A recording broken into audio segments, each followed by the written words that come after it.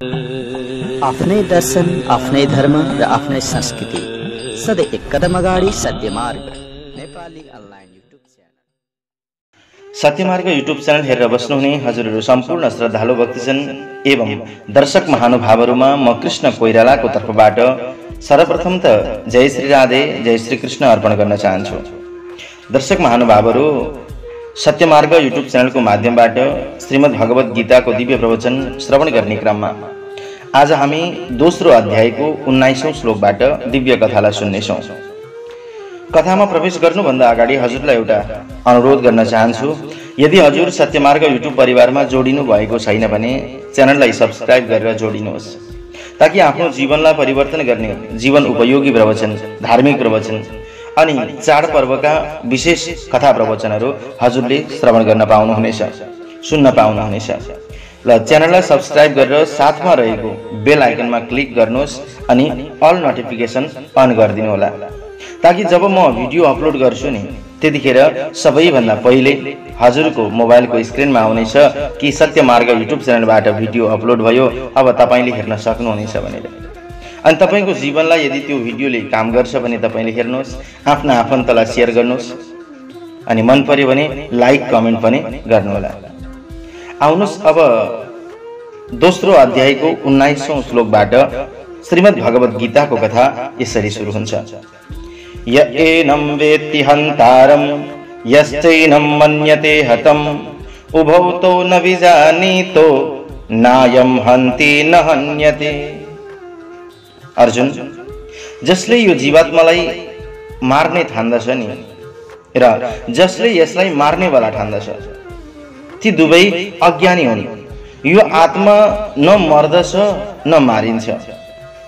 कुनै शरीर धारण गरेको जीवात्मा एउटा घातक हतियारबाट घाइते हुँदा उक्त शरीरभित्र रहेको जीवात्मा मरेको मानिँदैन। आत्मा साह्रै सानो छ, कुनै भौतिक हतियारले यसलाई मार्न सम्भव छैन। आफ्नै आध्यात्मिक स्वरूपका कारणले जीवात्मा मार्न नसकिने छ। जसलाई मरेको मानिन्छ र जसलाई मारिन्छ त्यो शरीर मात्र हो। यसको अर्थ शरीरलाई मार्न प्रोत्साहित गर्नु होइन। मा हिंस्यात् सर्वभूतानि अर्थात् कुनै पनि जीवात्मालाई नमार भन्ने वेदको उपदेश छ। जीवात्मा मार्न नसकिने छ भनेर पशुहरूको हिंसा गर्न प्रोत्साहन दिएको पनि होइन। अनाधिकार कुनै पनि जीवको हत्या गर्नु निन्दनीय हो र यो काम राज्यको कानुन र भगवानको कानुनद्वारा पनि दण्डनीय छ। तर यहाँ अर्जुनलाई आफ्नो इच्छा अनुसार होइन, धर्म सिद्धान्तकै लागि लडाई गर्न लगाइएको छ। भगवानले अर्जुनलाई युद्ध गर भनेर सम्झाउँदै हुनुहुन्छ। न जायते म्रियते वा कदाचित् नायं भूत्वा भविता वा न भूयः अजो नित्यं शाश्वतोऽयं पुराणो न हन्यते हन्यमाने शरीरे। आत्माका लागि न कहिल्यै जन्म छ न मृत्यु छ।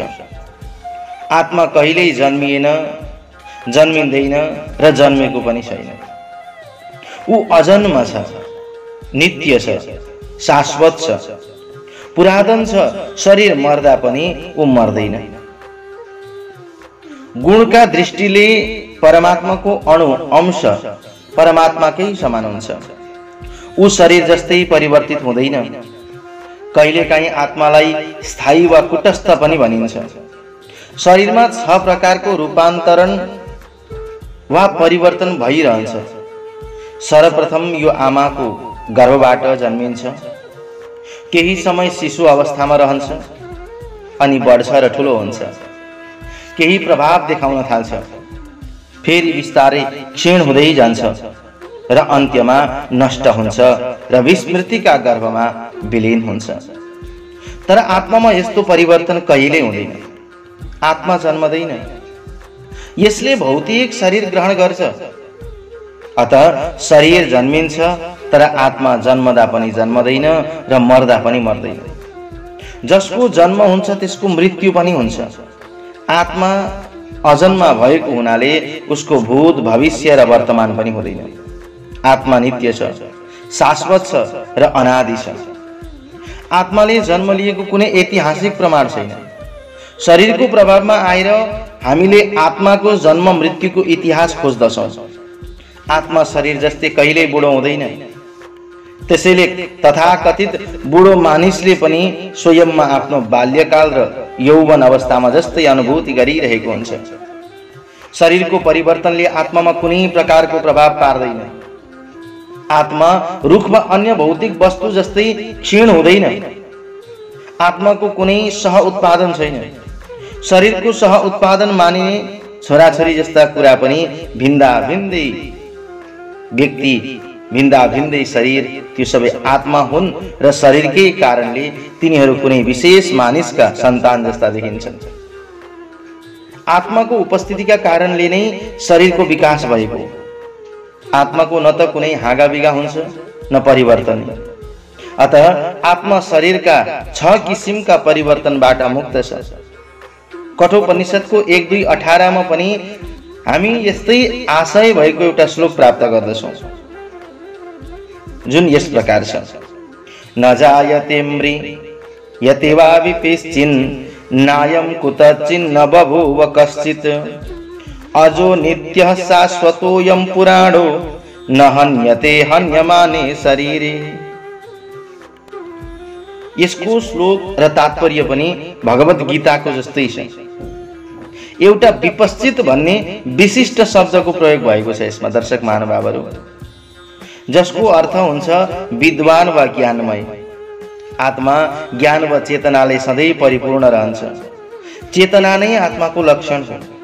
यदि कसैले हृदयमा रहेको आत्मालाई प्राप्त गर्न नसके पनि उसले चेतनाको उपस्थिति भएका कारणले त्यहाँ आत्माको उपस्थिति पनि छ भन्ने बुझ्दछ।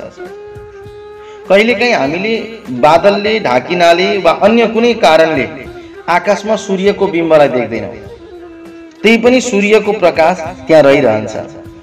यसैबाट हामीलाई यो दिनको समय हो भन्ने विश्वास पनि हुन्छ।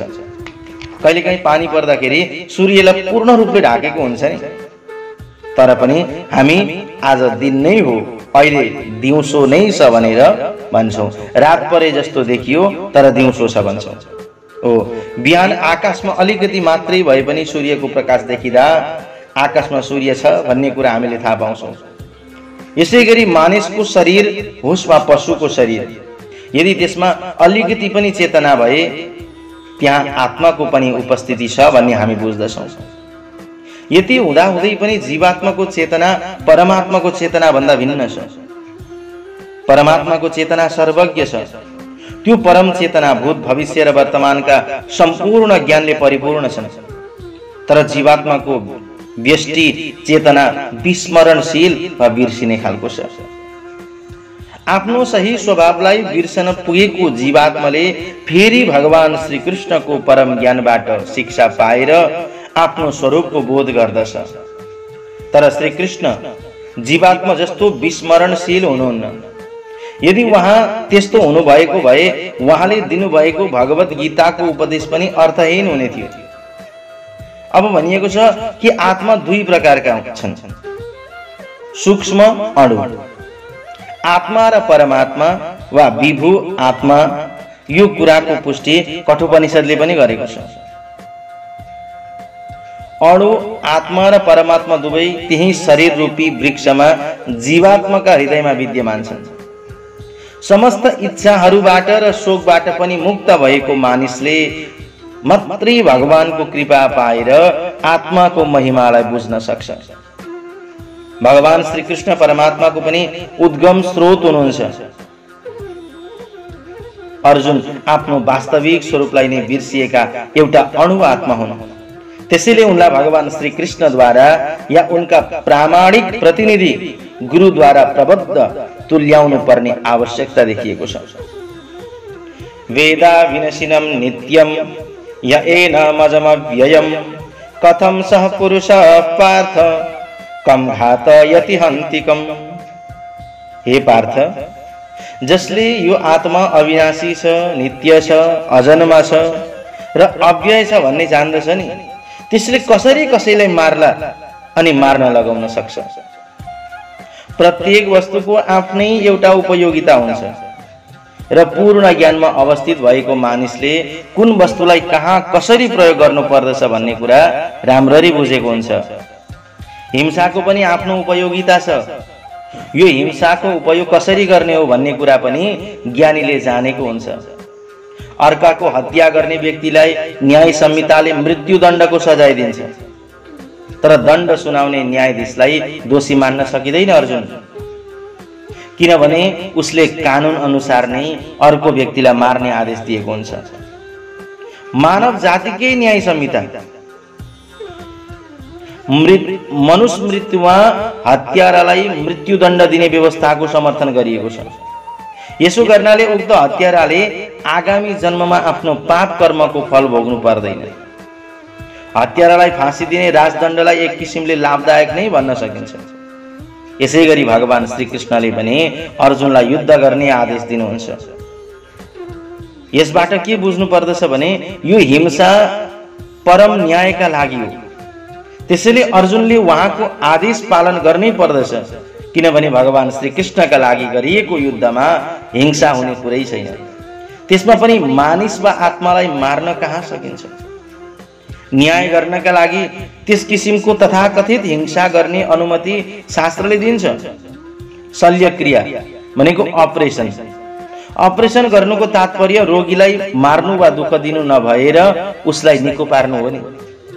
अतः भगवान श्रीकृष्णको आदेश अनुसार अर्जुनद्वारा गरिने युद्ध पूर्ण ज्ञान सहित जानेर बुझेर गरिने युद्ध हुनाले त्यसबाट पाप लाग्ने सम्भावना छैन।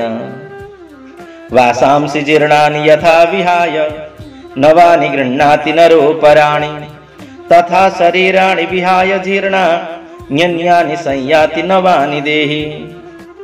हे अर्जुन, जसरी मानिसले पुराना वस्त्रहरू त्यागेर नयाँ वस्त्र धारण गर्दछन्, त्यसै गरी आत्माले पनि पुराना र काम नलाग्ने शरीरलाई त्यागेर नयाँ भौतिक शरीर धारण गर्दछ।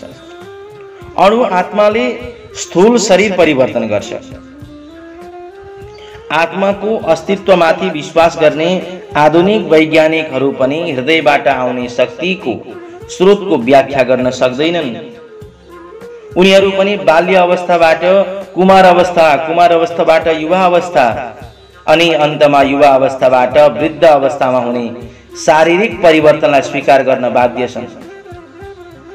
यो परिवर्तनको क्रम वृद्ध अवस्थाबाट अर्को शरीरमा स्थानान्तरित हुन्छ भन्ने कुराको व्याख्या अगाडि नै मैले हजुरलाई बताइसकेँ। अणु आत्मा एउटा शरीरबाट अर्को शरीरमा स्थानान्तरित हुने काम परमात्माको कृपाले मात्रै सम्भव हुन्छ। जसरी एउटा मित्रले अर्को मित्रको इच्छा पूर्ण गरिदिन्छ, त्यसै गरी परमात्माले जीवात्माको इच्छारूपी परिपूर्ति गरिदिनुहुन्छ। मुण्डक उपनिषद र श्वेताश्वतर उपनिषदमा आत्मा र परमात्माको तुलना एउटै रूपमा बसेका दुईवटा मित्र पक्षीहरूसँग गरिएको छ। यी दुई पक्षी यानी कि चराहरू मध्ये एउटा चराले अणु आत्माले वृक्षको फल पनि खाइरहेको छ र अर्को चराले परमात्मा श्रीकृष्णले आफ्नो साथीलाई हेरिरहनु भएको छ। हुन त ती दुवै चराहरू समान गुणका छन्, त्यही पनि एउटा भौतिक वृक्षका फलप्रति आकर्षित छ र अर्को आफ्ना साथीको क्रियाकलापहरूको साक्षी मात्र भएर बसेको छ। यहाँ भगवान श्रीकृष्ण साक्षी भएर बस्ने चरा हुनुहुन्छ र अर्जुन फल खाने चरा हुन्। हुन त ती दुवै चराहरू मित्र हुन्, त्यही पनि ती मध्ये एउटा स्वामी हुनुहुन्छ, अर्को सेवक हो। नैनं छिन्दन्ति शस्त्राणि नैनं दहति पावक न चैनं क्लेदयन्त्यापो न शोषयति मारुत। भगवान भन्नुहुन्छ, यो आत्मालाई न कहिल्यै कुनै हतियारले टुक्र्याउन सकिन्छ, न आगोले डढाउन सकिन्छ, न पानीले भिजाउन सकिन्छ, न हावाद्वारा नै सुकाउन सकिन्छ। अर्जुन, तरवार, आग्नेय अस्त्र, पर्जन्य अस्त्र, वायव्य अस्त्र आदि सबै किसिमका हात हतियारको प्रयोगले पनि आत्मालाई मार्न सकिँदैन। लाग्दछ त्यस समयमा आधुनिक आग्नेय अस्त्रका अतिरिक्त माटो, पानी, हावा, आकाशबाट पनि विभिन्न किसिमका हतियारहरू बन्दथे। आधुनिक युगको नाभिकीय हतियारहरूलाई पनि आग्नेय शास्त्रको श्रेणीमा राखिएको छ। यसबाहेक प्राचीन कालमा पार्थिव तत्त्वबाट बनेका अरू विभिन्न हतियारहरू पनि थिए। आग्नेय अस्त्रलाई पर्जन्य अस्त्रले निष्क्रिय पारिन्थ्यो। यो पर्जन्य अस्त्रको ज्ञान आधुनिक विज्ञानलाई छैन। अहिलेका वैज्ञानिकहरूलाई वायव्य अस्त्रको ज्ञान पनि छैन। जे होस्, आत्मालाई काटेर टुक्र्याउन सकिँदैन र वैज्ञानिक उपायद्वारा तयार गरिएका जतिसुकै हतियार प्रहार गरे पनि यसलाई संहार गर्न सकिँदैन। जीव कसरी आफ्नै अज्ञानका कारणले उत्पन्न भयो र त्यसपछि मायाको शक्तिद्वारा ढाकिन पुग्यो। आदि परमात्माबाट व्यष्टि जीवात्मालाई छुट्याउन पनि सम्भव छैन। यी व्यष्टि आत्माहरू शाश्वत रूपले भिन्न रहेको परमात्माकै अंश हुन्। तिनीहरू शाश्वत व सनातन रूपमा रहेका भिन्न भिन्न अणु आत्मा भएका हुनाले मायाद्वारा ढाकिने उनीहरूको स्वाभाविक प्रवृत्ति हुन्छ। यसरी उनीहरू भगवानको संगतबाट अलग हुन पुग्दछन्। आगो र आगोको झिल्कामा समान गुण भए पनि आगोबाट अलग हुने बित्तिकै आगोको झिल्को निभिहाल्छ। वराह पुराणमा जीवात्मालाई परमात्माका भिन्न अंशहरू हुन् भनिएको छ। भगवत गीताका अनुसार पनि उनीहरू शाश्वत रूपमा त्यस्तै छन्। अत मोह वा मायाबाट मुक्त हुँदा पनि जीवात्माको स्वतन्त्र अस्तित्व रहिरहन्छ। भगवान श्री कृष्णले अर्जुनलाई दिनुभएको उपदेशबाट पनि यो कुरा स्पष्ट हुन्छ। श्री कृष्णको उपदेशले गर्दा अर्जुन मायाबाट मुक्त भए, तर कहिल्यै पनि श्री कृष्णमा नै एकाकार भएनन्। अच्छेद्योयमदाह्योय मक्लेद्योषोऽस्य एव च नित्यः सर्वगतः स्थाणु रचलोयम सनातन। यो व्यष्टि आत्मा कहिल्यै नफुट्ने, नडढ्ने, नभिज्ने र नसुक्ने हुन्छ। यो आत्मा सधैँ रहिरहन्छ, सर्वव्यापक छ, अपरिवर्तनशील छ, अचल छ र सधैँ एकै नाशको पनि छ। अणु आत्माका यी सारा गुणहरूले निश्चित रूपमा के सिद्ध गर्दछन् भने यो आत्मा पूर्ण आत्मा वा परमात्माकै एउटा अणु अंश हो र यो परिवर्तित नभई सधैँ एकै नाश रहिरहन्छ। यस प्रसङ्गमा अद्वैतवादी सिद्धान्त लागू गर्न साह्रै गाह्रो छ, किनभने व्यष्टि आत्मा कहिल्यै पनि परमात्मासँग एकाकार हुन सक्दैन। भौतिक दोषहरूबाट मुक्त भएपछि सामान्य अणु आत्मा भगवानको दिव्य तेजका किरणमा एउटा आध्यात्मिक झिल्को बनेर रहन्छ। तर बुद्धिमान जीवात्मा भगवानको संगत प्राप्त गर्नका लागि वैकुण्ठ धाममा प्रवेश गर्छ। यहाँ प्रयोग भएको सर्वगत अर्थात् सर्वव्यापक भन्ने शब्द महत्त्वपूर्ण छ, किनभने जीवात्माहरू भगवानका सृष्टिमा सर्वत्र विद्यमान छन्। जीवात्माहरू स्थलमा पनि छन्, जलमा पनि छन्, हावामा पनि छन्, पृथ्वीभित्र पनि छन् र आगोमा पनि छन्। आगोमा जीवात्मा रहँदैन भन्ने कुरा स्वीकार्य छैन, किनभने यहाँ जीवात्मालाई आगोले पनि डढाउन सक्दैन भनिएको छ। अतः सूर्य ग्रहमा पनि उपयुक्त शरीरमा जीवात्माहरू छन् भन्ने कुरामा शङ्का छैन। सूर्य ग्रहमा जीवात्माहरूको अस्तित्व नहुने भए यो सर्वगत अर्थात् आत्मा सर्वव्यापक छ भन्ने कुरा निरर्थक हुन्छ।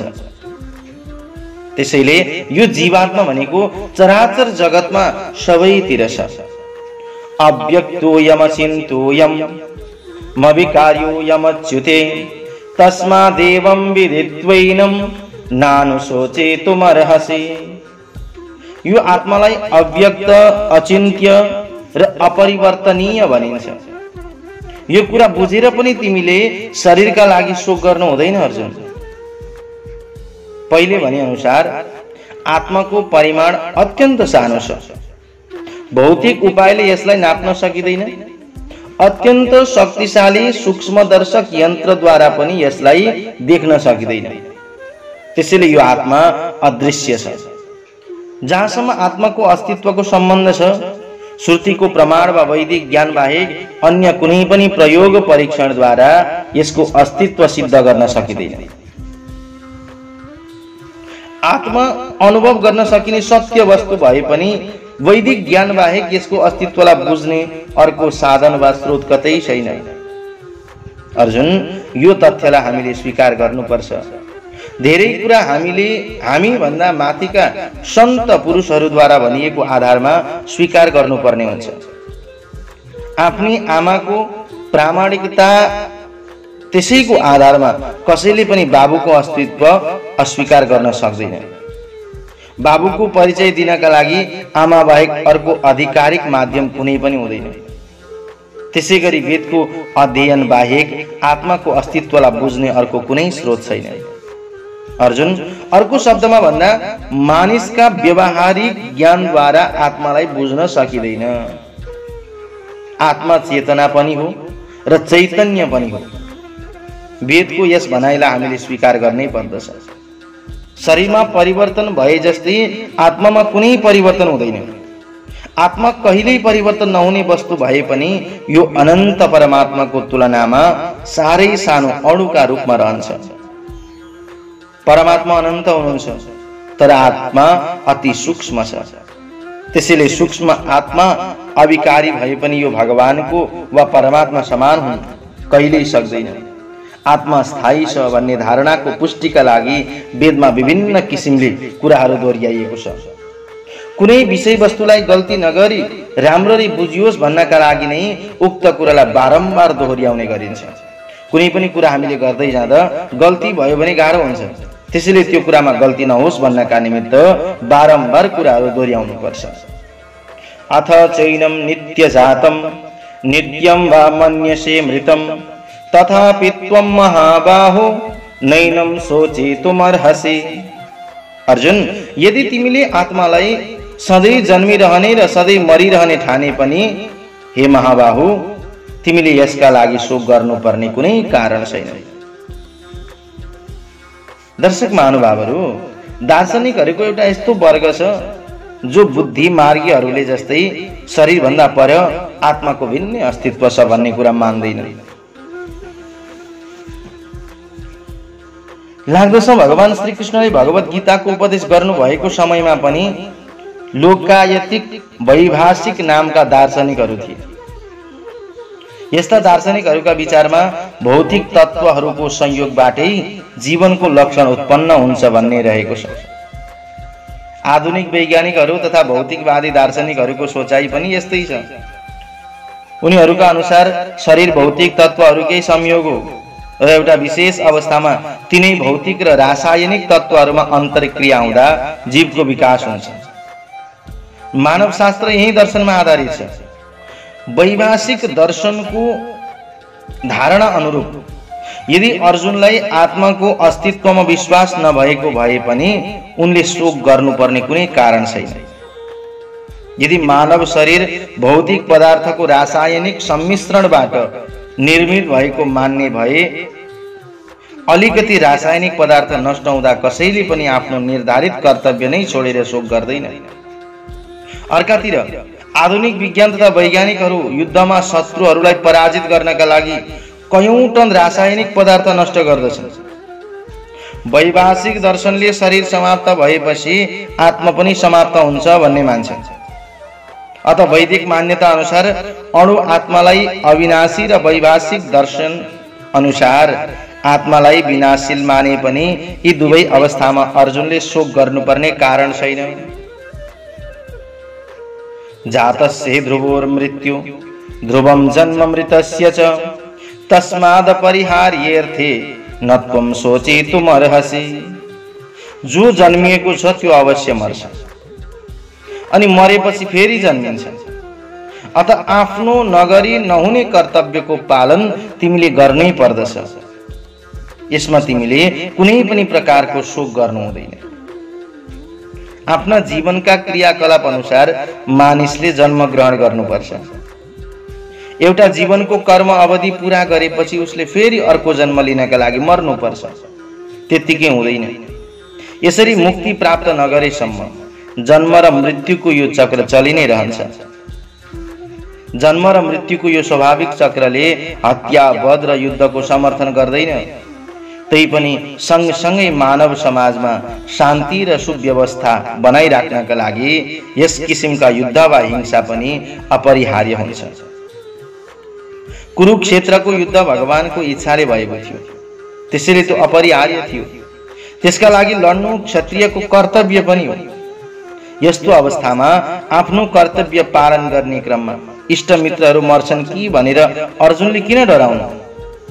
अर्जुन नियम भङ्ग गर्न उचित ठान्दैनथे। यसो गर्दा उनी पाप कर्मका प्रतिक्रियाको भागी बन्नु पर्थ्यो, त्यसैले उनी यति धेरै डराइरहेका थिए। राम्ररी आफ्नो कर्तव्य पालन गर्न छोडेर आफ्नो सम्बन्धीहरूको मृत्युलाई रोक्न पनि उनी सक्दैनथे र कर्तव्यबाट विचलित भएर असत बाटोमा लाग्दा पनि भ्रष्ट वा पतित भइन्छ कि भन्ने डर उनलाई सताइरहन्थ्यो। अव्यक्तादीनि भूतानि व्यक्तमध्यानि भारत अव्यक्त निधनान्येव तत्र का परिदेवन। जन्मिनु भन्दा अगाडि सबै जीवहरू अव्यक्त अवस्थामा हुन्छन्। जन्मेर नमरेसम्मको मध्यम अवस्था हुन्छ, तिनीहरू व्यक्त हुन्छन् र मरेपछि फेरि अव्यक्त नै हुन्छन्। अत यसमा शोक गर्नुपर्ने आवश्यकता छैन। दर्शक महानुभावहरू, दार्शनिकहरू दुई किसिमका हुन्छन्। हेर्नुहोस् है, मैले प्रष्ट बुझाउँदै लाँदैछु, हजुरले कतिको बुझ्नु भएको छ। भगवत गीता थोरै अलिकति संक्षिप्त कथा भन्दै जाने हो भने चाँडै सकिन्छ, तर मैले पूर्ण रूपमा यसलाई बुझाउने प्रयास गरिरहेको छु। हजुरले कतिको बुझ्दै हुनुहुन्छ, हजुरलाई कतिको आनन्द आइरहेको छ बताउनु होला है कमेन्ट बक्समा गएर।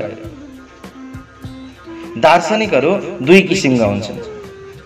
एक किसिमका दार्शनिकहरू आत्माको अस्तित्वलाई स्वीकार गर्छन् र अर्का किसिमका दार्शनिकहरू आत्माको अस्तित्वलाई मान्दैनन्। यी दुवै अवस्थामा शोक गर्नुपर्ने कुनै कारण देखिँदैन। फेरि वेदान्तवादीहरू आत्माको अस्तित्व नमान्ने दार्शनिकलाई नास्तिक भन्छन्।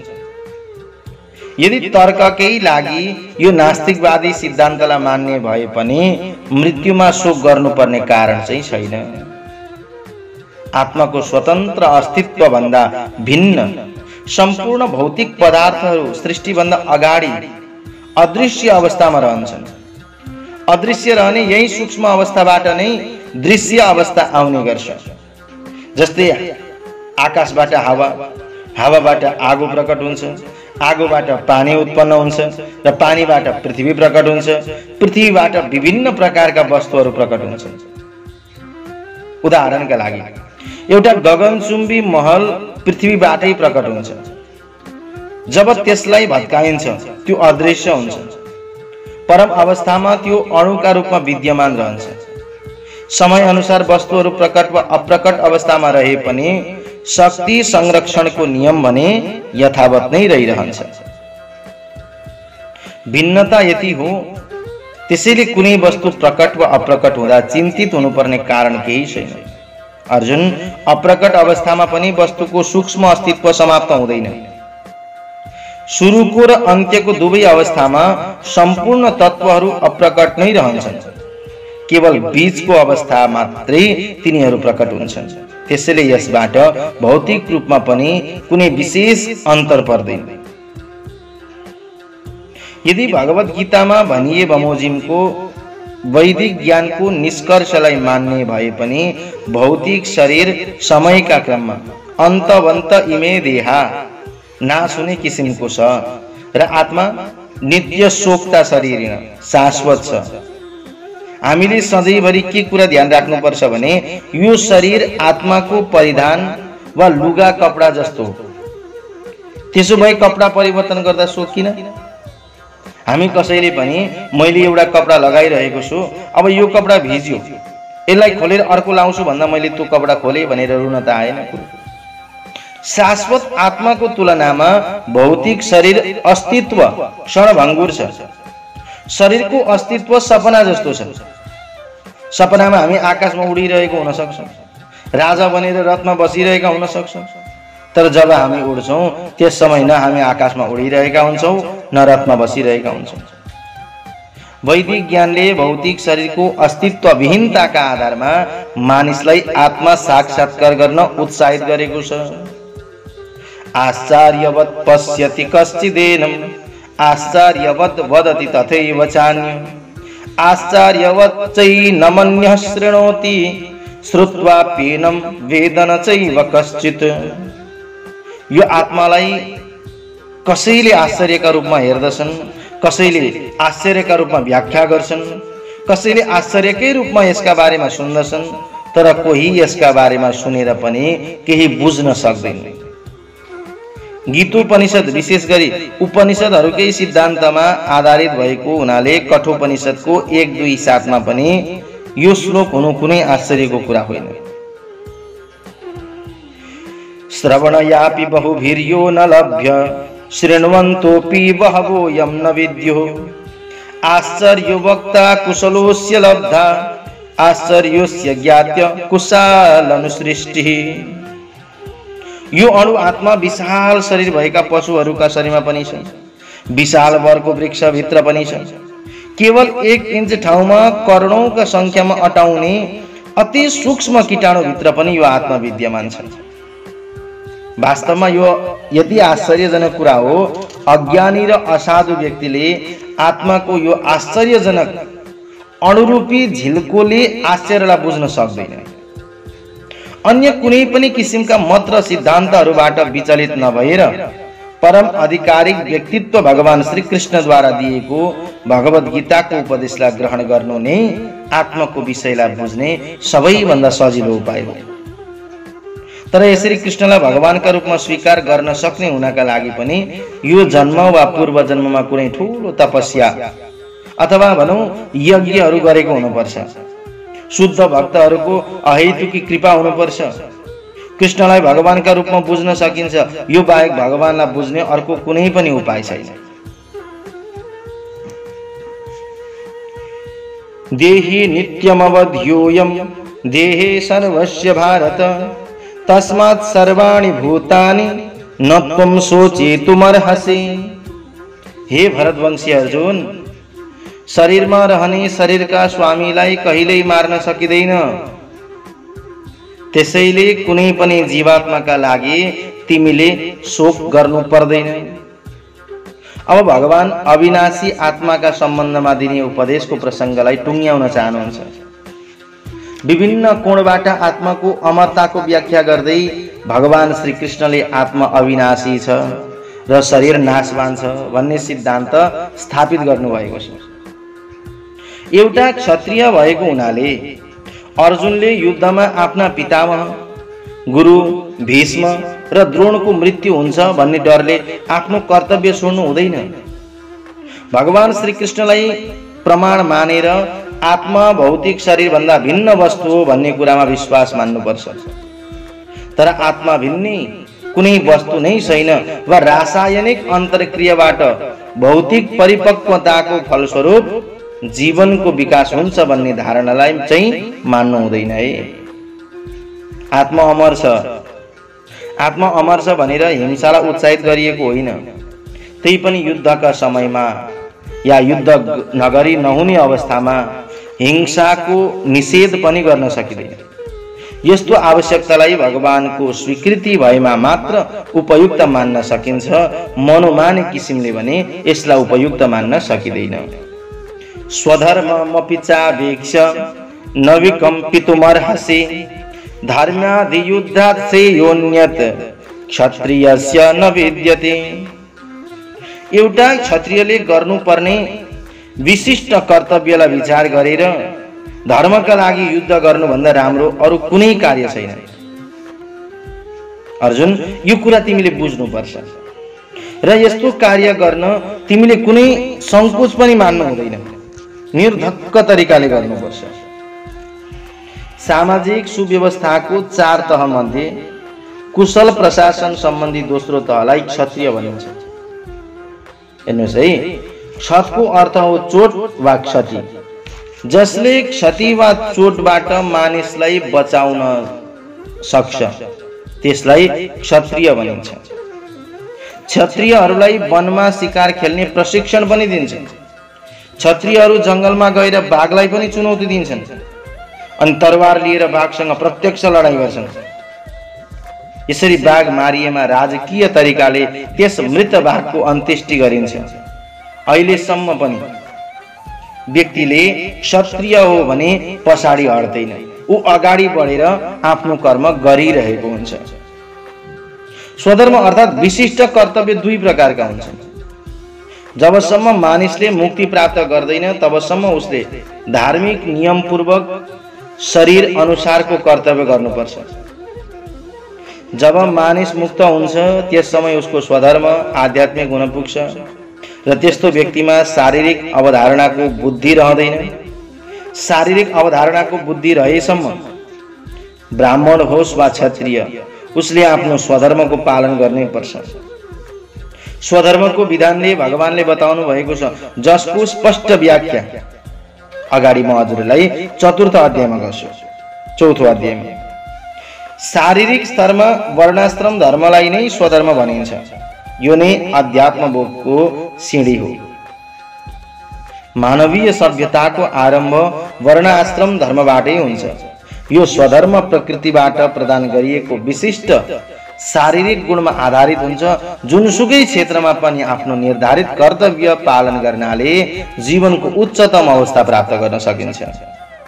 यदृच्छया चोपपन्नम स्वर्गद्वारमपावृतम सुखिन क्षत्रिया पार्थ लभन्ते युद्धमीदृशम। हे पार्थ, स्वतः प्राप्त हुन आएको स्वर्गको खुलेको ढोका जस्तो यस्तो युद्धको अवसर अत्यन्त सुखी वा भाग्यशाली क्षत्रियहरूले मात्र प्राप्त गर्छन्। भगवान श्री कृष्ण संसारका परम गुरु, कृष्णम वन्दे जगद्गुरु, उहाँले अर्जुनको यो युद्धमा म कुनै राम्रो कुरा पाउँदिन, यो त स्थायी रूपले नरकमा बास गराउने कारण मात्र हुनेछ भन्ने भनाइको भर्त्सना गर्नुभयो। अज्ञानका कारणले नै अर्जुनले यस्तो भनेका हुन्। उनी अहिंसक बनेर आफ्नो विशिष्ट कर्तव्य पालन गर्न चाहन्थे। युद्ध मैदानमा उभिएको क्षत्रियले अहिंसक हुन खोज्नु मूर्खहरूको दर्शन अँगाल्नु हो। व्यासदेवका पिता महर्षि पराशरले बताउनु भएको पराशर स्मृति नामक धर्मग्रन्थमा भनिएको छ, क्षत्रियो हि प्रजा रक्षन् शस्त्रपाणी प्रदण्डयन् निर्जत्यम परसैन्यादीन क्षितिम धर्मेण पालयन्। आफ्नो नागरिकहरूलाई सबै प्रकारका कठिनाइहरूबाट रक्षा गर्नु क्षत्रियको कर्तव्य हो। यसरी शान्ति सुरक्षा कायम गर्नका लागि उसले कहिलेकाहीँ हिंसा पनि गर्नुपर्छ। उसले शत्रु राजाहरूका सैनिकमाथि विजय प्राप्त गरेर संसारमा धर्मपूर्वक सुशासन गर्नुपर्छ। यसरी सबै पक्षबाट विचार गर्दा अर्जुन युद्धबाट विमुख हुनुपर्ने कुनै कारण देखिँदैन। शत्रुमाथि विजय गर्न सकेमा राज्यको भोग गर्न पाइने, अनि युद्धमा मर्न परे भने पनि स्वर्ग जान पाइने, अनि उनका लागि स्वर्गको ढोका खुलिरहने हुनाले दुवै दृष्टिबाट अर्जुनका लागि यो युद्ध लाभदायक सिद्ध हुन्छ। न त मान्छे मारेर युद्धमा व्यक्तिलाई मारेर सैनिकहरूलाई मारेर नरक जानु पर्यो, मार्दा पनि स्वर्ग जान पाइयो, युद्ध गर्दा पनि भगवानकै साथमा गर्न पाइयो। कति आनन्द छ अर्जुन तिमीलाई।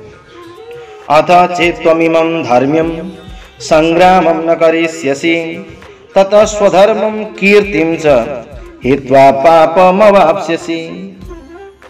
यदि केही गरेर तिमीले यो युद्ध रूपी धार्मिक कर्तव्य पूरा नगरे तिमीलाई आफ्नो कर्तव्य पालन नगरेको पाप लाग्छ, अनि तिमीले योद्धाका रूपमा पाएको यश पनि सबै चीज गुमाउनेछौ। अर्जुन एउटा प्रसिद्ध योद्धा थिए। उनले भगवान शिवसित धेरै देवताहरूसँग लडेर ठूलो नाम कमाएका पनि थिए। शिकारीका भेषमा आउनुभएको शिवजीलाई युद्धमा पराजित गरेर अर्जुनले उहाँलाई खुसी पारे अनि उहाँबाट पुरस्कारको रूपमा पाशुपतास्त्र प्राप्त गरे। अर्जुन महान लडाकु थिए भन्ने कुरा हरेकलाई थाहा थियो। द्रोणाचार्यले पनि उनलाई आशीर्वाद दिएका थिए, विशिष्ट प्रकारको हतियार दिएर पुरस्कृत गरेका थिए। त्यो हतियारले उनले आफ्नै गुरुहरूलाई पनि मार्न सक्थे। अर्जुनले आफ्नै धर्मपिता स्वर्गका राजा इन्द्र सहितका धेरै आधिकारिक व्यक्तित्वहरूबाट सैन्य प्रमाणपत्र तथा मान पदवी प्राप्त गरेका थिए। तर अहिले यदि अर्जुनले युद्ध नगर्ने भए उनलाई क्षत्रियका रूपमा आफ्नो विशिष्ट कर्तव्यको उपेक्षा गरेको दोष लाग्ने मात्र होइन, अझ उनको सम्पूर्ण इज्जत समेत जान्छ र उनी नरक जाने राजमार्गको तयारी गरिरहेका छन्। अर्को शब्दमा उनी युद्ध गरेका कारणले होइन, युद्धबाट भागेको कारणले अर्जुन नर्क जाने हुन्छन्। अकीर्तिम चापि भूतानि कथयिष्यन्ति ते व्ययम् सम्भावितस्य चाकीर्तिर मरणादितिरिच्यते। मानिसहरूले सधैँ तिम्रो अपयशको वर्णन गर्नेछन् अर्जुन। एउटा सम्मानित व्यक्तिका लागि अपयश भन्ने कुरा मृत्यु भन्दा पनि बढ्ता कष्टकर हुन्छ। अपमानित भन्ने कुरा यस्तो हो अर्जुन, जुन तिमीले मर्नु भन्दा पनि ठुलो दुःख हुन्छ। अर्जुनका मित्र अनि दार्शनिक गुरु भगवान श्री कृष्णले अर्जुनलाई युद्ध अस्वीकार नगर्ने सम्बन्धमा आफ्नो अन्तिम निर्णय दिनुभयो। भगवानले भन्नुभयो, अर्जुन, यदि तिमीले युद्ध सुरु हुनुभन्दा अगावै युद्धभूमि त्यागेर मानिसहरूले तिमीलाई कायर भन्छन्, मानिसहरूले गाली नै गरून्, तर युद्धभूमिबाट भागेर मैले ज्यान बचाउँछु भन्ने तिमीले सोचेका भए त्यो पनि राम्रो होइन। यो भन्दा तिमी बरु युद्धभूमिमै मर्नु बेस हुन्छ। मेरो यही सुझाव छ, तिमी जस्ता सम्मानित मानिसका लागि निन्दित हुने विषय मृत्यु भन्दा पनि खराब हो। त्यसैले मरिन्छ कि भन्ने डरले तिमीले युद्ध मैदानबाट भाग्नु हुँदैन। यो भन्दा युद्धमै मर्नु राम्रो हो। यसबाट तिमी मेरो मित्रताको दुरुपयोग गर्ने र समाजमा आफ्नो प्रतिष्ठा गुमाउने जस्ता अपजसबाट बच्नेछौ। यसरी युद्धबाट भाग्नु भन्दा युद्धमा मर्नु राम्रो हो भन्ने अन्तिम निर्णय भगवानले अर्जुनलाई दिनुभयो। भयाद्रोणाद्दुपरतं मंस्यन्ते त्वं महारथ येषां च त्वं बहुमतो भूत्वा यास्यसि लाघवम्। जुन जुन महारथीहरूले तिम्रो नाम र प्रतिष्ठालाई अत्यन्त आदर गरेका छन् नि अर्जुन, तिनीले तिमीलाई युद्धबाट डराएर भागेको ठानेर तिमीलाई तुच्छ मान्छन्। भगवान श्री कृष्णले अर्जुनलाई आफ्नो निर्णय सुनाउँदै भन्नुहुन्छ, दुर्योधन, कर्ण तथा अन्य महारथीहरूले तिमीलाई आफ्नो भाइहरू र पितामहमाथि दया गरेर युद्ध छोडेका हौ भन्ने कुरा सोच्ने छैन। तिनीहरूले तिमीले आफ्नै प्राण जाने डरले युद्ध गर्न नमानेको भन्छन् अनि मर्छु कि भन्ने डरले युद्धभूमि छाडेको हो भन्ने मात्र सोच्नेछन्। यसले गर्दा उनीहरूले अत्यन्त आदर गरेको तिम्रो व्यक्तित्व नष्ट हुनेछ। तिमीलाई सम्मान गरेका व्यक्तिहरूको शिर झुक्नेछ। तिमीलाई मानेका व्यक्तिहरूको शिर ठाडो हुने छैन, आँखा मुनि झुक्नेछन् र तिमीलाई सबैभन्दा ठुलो महावीर योद्धा भनेर चिन्ने मान्छेले पनि तिमीलाई गलत दृष्टिले हेर्छ। अवच्यावादांस बहुन् वदिष्यन्ति तवाहिता निन्दन्तस्तव सामर्थ्यं ततो दुःखतरं नु किम्। तिम्रा शत्रुहरूले तिम्रो पुरुषार्थक उपहास गर्दै अनेकौं दुर्वाच्यहरू, अनेकौं नराम्रा वचनहरू भन्नेछन् अनि तिमीलाई निन्दा गर्छन्। त्यो भन्दा कष्टदायी कुरा तिम्रा लागि अरू के हुन्छ अर्जुन? आज अर्जुनको नचाहिँदो करुणा भाव देखेर भगवान श्री कृष्णलाई सुरुमै आश्चर्य लागेको थियो अनि उहाँले अर्जुनको त्यस्तो करुणा भाव आर्यहरूलाई नसुहाउने भनेर टिप्पणी गर्नुभयो।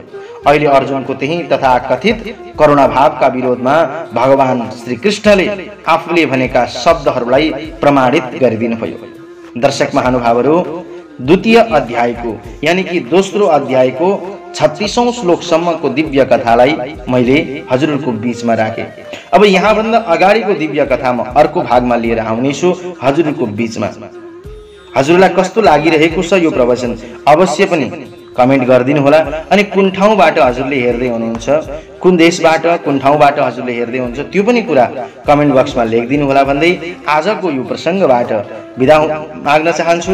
उनी भगवान श्री कृष्णले हामी सबैको कल्याण गर्नुहोस्, सबैको मनमा भक्ति भाव जागृत भएर आओस्, परमात्माको शक्ति सबैलाई प्राप्त होस् यही कामना गर्दै हस्त सर्वे भवन्तु सुखिनः, सर्वे सन्तु निरामय, सर्वे भद्राणि पश्यन्तु, मा कश्चित् दुःख भाग् भवेत्। ओम शान्तिः शान्तिः शान्तिः।